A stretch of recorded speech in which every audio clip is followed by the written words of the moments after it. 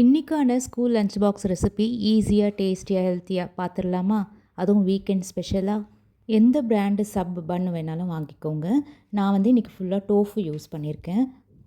இந்த மாதிரி ஸ்லைஸாக கட் பண்ணிவிட்டு வீட்டிலே வறுத்தரைச்ச டிக்கா மசாலா அதை அப்படியே அப்ளை பண்ணிவிட்டு டோஸ்ட் பண்ணி எடுத்துக்கிறேன். வேக வச்ச கொண்டக்கடலை, பூண்டு இதை மட்டும் கொஞ்சமாக அரைச்சி எடுத்துகிட்டு வெங்காயம், தக்காளி, குடமிளகா, crumble tofu, homemade binding masala எல்லாத்தையுமே சேர்த்துட்டு இந்த மாதிரி அதையும் டோஸ்ட் பண்ணி எடுத்துக்கலாம்.